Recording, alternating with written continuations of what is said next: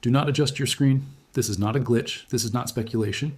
Silver did not rise. It broke through something.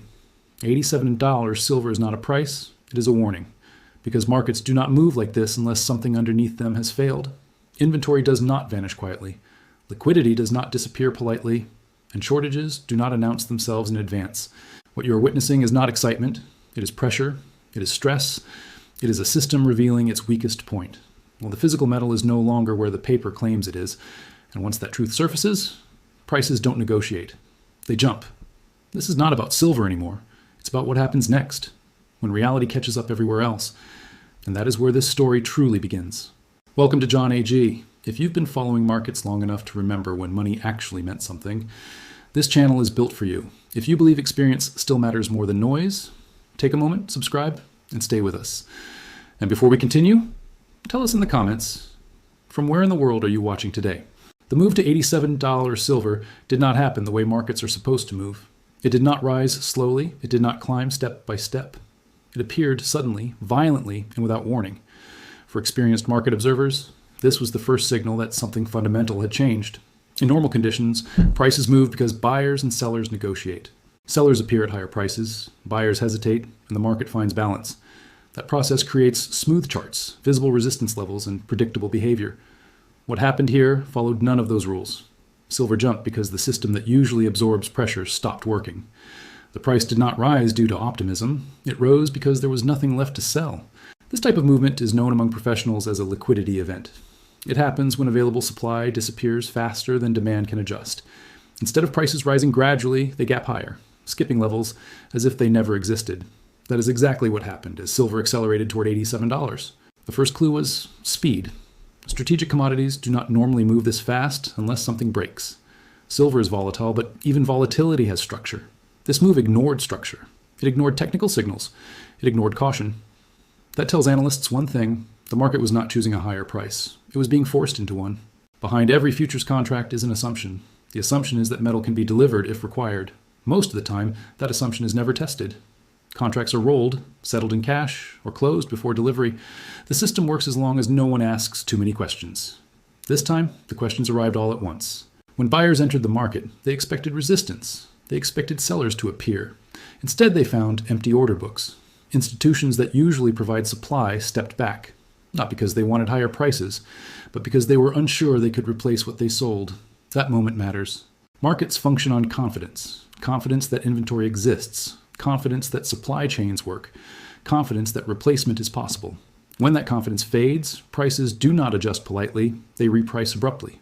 The move to $87 silver was the market admitting it no longer trusted its own assumptions. This is why analysts describe the event not as a rally, but as a model failure. Pricing models rely on liquidity. Liquidity relies on inventory. Inventory relies on physical reality. When one layer fails, the others collapse quickly. What appeared on the chart was the visible symptom of an invisible shortage. Another important detail is timing. The move did not happen during a crisis headline or a sudden announcement. It happened during ordinary trading hours. That is often more concerning. When prices move violently without news, it suggests that the stress has been building quietly for a long time. In this case, the stress came from a growing disconnect between paper pricing and physical availability. For weeks, physical markets were signaling strain. Premiums were rising. Delivery times were extending. Dealers were limiting sales. None of this showed clearly in futures prices, until it did. The jump to $87 was the moment the physical market forced itself into the paper market. This is why calling the move speculative misses the point. Speculation creates enthusiasm. This move created urgency. Buyers were not chasing upside. They were trying to secure exposure before access disappeared entirely. That difference matters for anyone making serious economic decisions. Speculative moves fade when sentiment changes. Structural moves persist because they are anchored in reality. The behavior surrounding silver suggested the latter. Institutions were not selling into strength. They were withdrawing. That is the opposite of a top. Another sign was the volume. The move was not thin or erratic. It was heavy, consistent, and sustained. Large players were involved. That suggests preparation, not panic. Panic selling is chaotic. Panic buying during scarcity is controlled but relentless. The market was not celebrating higher prices. It was adjusting to the absence of supply. This distinction is critical for understanding what comes next. When prices rise because demand increases, supply eventually responds. Mines produce more. Sellers emerge. Balance returns. But when prices rise because supply vanishes, the response is different. There's nothing to increase quickly. Mining timelines are long, refining capacity is fixed. Inventory cannot be created on demand. In those situations, price becomes the only tool left to ration what remains. That is why the $87 level is not important as a number. It is important as a message. The message is that previous prices were no longer credible. They no longer reflected replacement cost or availability. Once markets accept that truth, they rarely go backward quickly. This is the first stage of a structural repricing. It begins quietly, accelerates suddenly, and forces participants to reconsider assumptions they have held for years. Many observers will look at the chart and see excitement. Experienced analysts see stress. The silver market did not get stronger, it got tighter. And when markets tighten, they do not release pressure gently. This was not the end of the move. It was the point at which the old pricing framework stopped functioning.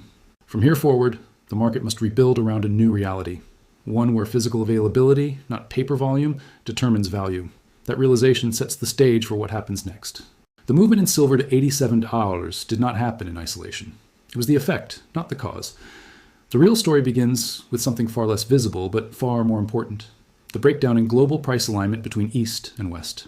For decades, the price of silver was largely determined in the West, primarily through paper-based contracts on exchanges like the COMEX in New York or the LBMA in London. The futures market played the role of price setter, while the physical market adapted to those values. Traders trusted this system because it worked, until it didn't. As silver approached $87 in New York, a quiet divergence was already in motion overseas. In China, the Shanghai Gold Exchange, which also handles silver, was consistently reporting prices $4 to $6 higher than those in New York. This wasn't a one-day glitch. It persisted for weeks, and that changes everything: arbitrage and market unity. In theory, arbitrage ensures that prices for the same asset stay aligned globally. If silver is $75 in New York and $81 in Shanghai, traders can buy in New York, ship metal to China, and sell at a profit. This action, called arbitrage, should close the gap. In normal conditions, it works, but something broke in that mechanism. Despite the spread, the gap remained open. That tells us either the metal couldn't be sourced fast enough in New York, the cost, time, and friction to ship to China became too high, or someone somewhere didn't want the price to equalize.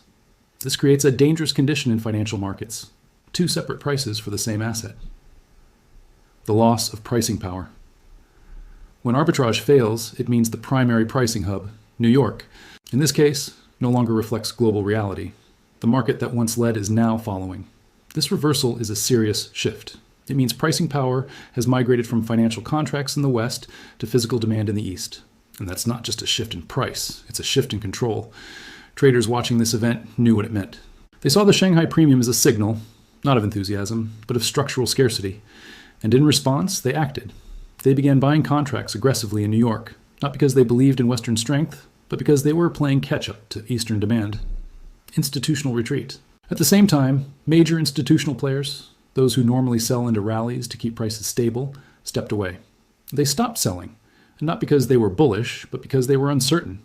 The question wasn't, can I sell at $75? It was, can I replace this metal if I do? When replacement cost exceeds the futures price, no rational actor wants to sell, so they don't. They wait. And while they wait, the price climbs. This dynamic created a vacuum in liquidity. Buyers were present, sellers were gone. So the market didn't rise, it jumped. The psychology of the spread. Even at $87, silver remained cheaper in New York than in Shanghai. That tells analysts two critical things. The rally is not over because the price has not caught up to global levels. The pressure to close the arbitrage gap is still active in pulling prices higher. More importantly, it tells us that the Western price is no longer real. It is not anchored to supply and demand. It is a legacy of financial engineering, one that is now failing under real-world pressure. This is what experts call a repricing event, not a rally. The difference matters. A rally is temporary. A repricing is structural. It stays. Implications for business and strategy. For entrepreneurs, business leaders, and capital allocators, this pricing fracture is not just about metal. It's about fragility in systems once considered stable. If silver can trade at two different prices for weeks without the spread closing, it means something deeper is broken. It suggests that legacy market structures no longer reflect global economic truth. And in such an environment, those who rely on old price signals may be making flawed decisions. Imagine a manufacturer budgeting based on COMEX prices, while competitors in China are paying more. Imagine a trader hedging risk using paper contracts that can't be delivered. Imagine an investor evaluating a mining stock based on outdated cost assumptions. These aren't edge cases, they are live risks now. Conclusion, the shift has already happened. The West didn't lose pricing power suddenly, it lost it gradually and then all at once. Silver at $81 is the visible symptom. But the real story is about who now sets the price of strategic commodities, and why that shift may soon affect other assets, other currencies, and entire business models built on the assumption of dollar dominance. As the East continues to pay more, and as the physical metal continues to flow in that direction, the West finds itself in the unfamiliar position of following rather than leading. And the longer this divergence continues, the more unstable the global pricing structure becomes. We'll leave the financial charts behind and move to the real economy, to the factories, warehouses, and procurement departments now facing a brutal new reality, a raw material they cannot delay, rising in price and vanishing from shelves. While analysts focused on price charts and trading screens, the true stress of the '87 silver event was unfolding in the real world, far from the future's exchanges and market commentaries. Factories don't operate on theories, they operate on inputs. And when those inputs vanish or spike in price, production halts. That's not a trading loss, that's a business failure. This part of the silver story is no longer financial. It is industrial, and the pressure on the supply chain is now visible across three sectors: manufacturing, retail bullion, and mining. Industrial buyers face a new dilemma. In the weeks before silver spiked, industrial users were already under strain. Procurement officers, especially those at electronics manufacturers, solar panel producers, and automotive companies, were reporting longer lead times, rising premiums, and unusual dealer behavior. Then silver jumped $6 in a day. To most retail investors, that move meant excitement or opportunity. To industrial buyers, it meant risk of shutdown. Why? Because the silver used in solar panels, semiconductors, and electric vehicles is not optional. It's not a luxury input that can be replaced or delayed. It is mission critical. And silver has a unique property in industrial economics: its price inelasticity.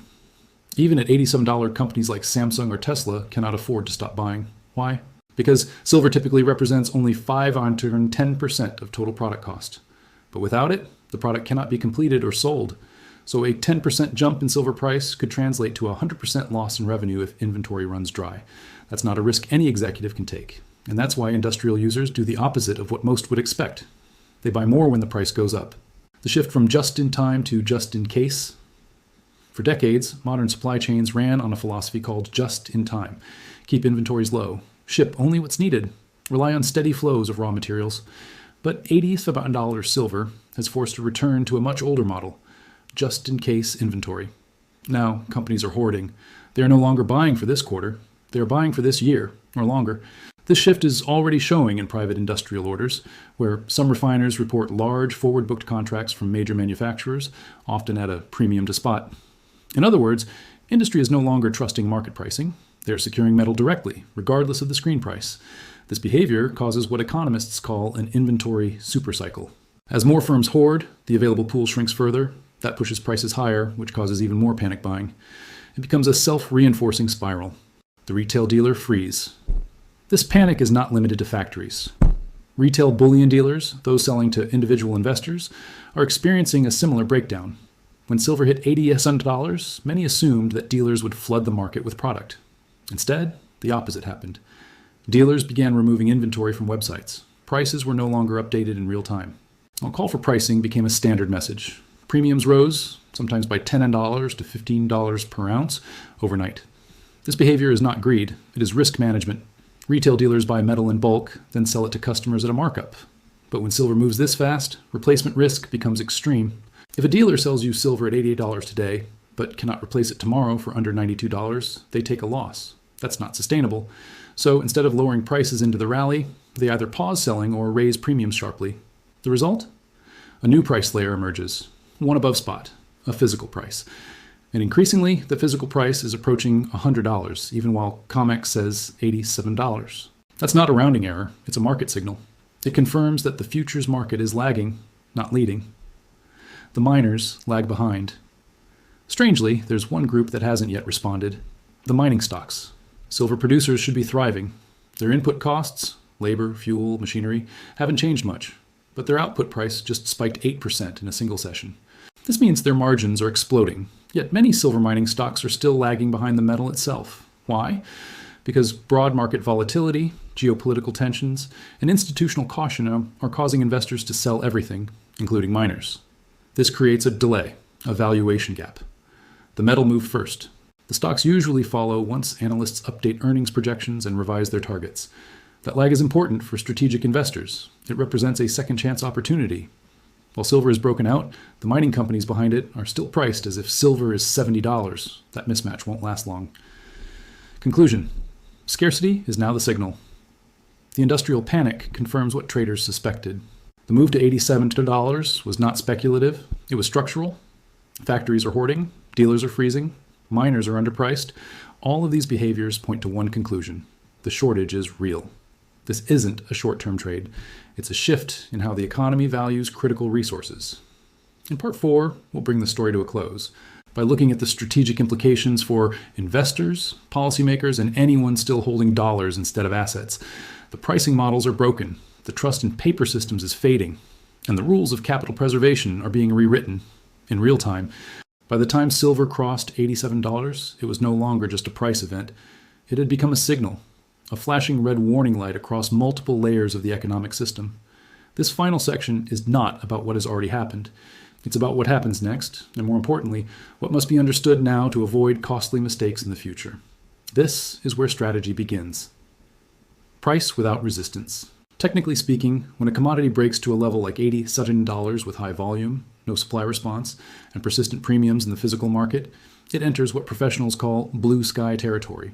There is no previous chart resistance, no sellers from the past, no memory of where the market should stop. Every holder is in profit. Every sell decision becomes psychological, not technical. This removes natural barriers to price advancement. In this zone, price can move faster, not because of manipulation, but because of absence. There is no overhead supply. There is no ceiling until something fundamental stops the momentum. This is why volatility may now increase, not decrease. A $6 move could become a $10 move. The new floor is higher, and the ceiling is undefined. The danger of selling too early. One of the greatest risks facing investors right now is not staying in too long. It is exiting too soon. There is a common emotional trap in vertical markets, the urge to sell after a large gain to lock in profits. But this only makes sense if the gain is temporary. Everything discussed in the previous parts, industrial hoarding, failed arbitrage, institutional withdrawal, points to a structural repricing, not a short-term spike. Selling now means converting silver, a strategic asset, back into dollars, a fiat instrument at the center of global debt and confidence risk. This raises a key question. Sell into what? If you exit silver now, you are exiting into the very system whose instability made this move necessary in the first place. It's the equivalent of stepping off a lifeboat and reboarding a sinking ship. The role of gold and the GSR, gold to silver ratio. Experienced capital allocators do not sell silver outright during currency stress. They swap. They track the gold to silver ratio, GSR, to guide decision making. Historically, the GSR compresses in hard asset bull markets. At the peak of the 2011 rally, it fell below 30. In earlier cycles, it touched 15. Today, with gold trading near $4,400 and silver at $87, the ratio sits around 50. This tells us silver has room to double in value relative to gold, even if gold goes nowhere. That's the strategy. You don't sell silver into fiat. You hold until the GSR compresses. Then, and only then, do you consider rebalancing into gold, not dollars. This approach preserves purchasing power through the storm, not just paper profits. Public participation hasn't started yet. Perhaps the most overlooked point in this entire story is this. Retail investors have not arrived yet. The $87 move is driven almost entirely by industrial demand, arbitrage breakdown, and institutional covering. The general public, the mania phase of the cycle, has not yet entered. This can be seen clearly in search trends, bullion dealer traffic, and inflows to retail-focused ETFs. Interest is rising, yes, but participation remains minimal. That means the largest and most emotional part of the cycle is still ahead. Historically, public buyers arrive after headlines, after social media chatter, after the initial price move, and they drive the final vertical phase, often doubling or tripling prices in short time frames. Selling before they arrive is selling into silence, selling into the mania. That is strategy. This is not a bubble. It's a repricing. Critics will say $87 is unsustainable, that it's a speculative frenzy. But this view collapses under even basic analysis. Is industrial demand falling? No, it's rising. Are premiums decreasing? No, they're expanding. Is gold leading the move? Yes, which confirms macro stress. Are central banks buying more hard assets? Yes. Record levels. Has supply increased to match the price? No. Production remains constrained.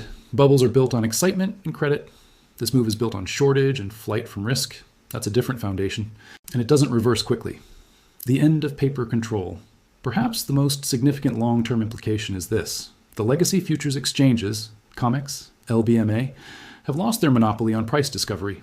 The true price of silver is now being set in Shanghai, in warehouses, in factories, and on dealer websites. And that shift is permanent. It is the result of long-term trends. Eastern nations accumulating physical metal supply chains, becoming regionalized paper markets overextending leverage. A global decline in trust in Western financial architecture, $87 is not the end of a move. It is the start of a new pricing regime, where ownership matters more than contracts, and where location determines value. Conclusion: strategic positioning for the new era. For serious business leaders, investors, and entrepreneurs, this is not just a commodity story. It is a live case study in system fragility, capital preservation, and structural repricing. You are not witnessing a rally. You are witnessing the early phases of a global repricing of real assets against paper promises. That means strategy must change. Stop thinking in dollars. Start thinking in units of value. Ounces, barrels, acres. Watch gold as a systemic signal. Use silver as a high-leverage store of energy. Avoid leverage. Avoid panic. Prepare to hold longer than feels comfortable. Because what's coming next is not volatility. It's reality catching up with valuation. And for those who understand that early, $87 is not expensive. It may be a historic discount, measured in what follows,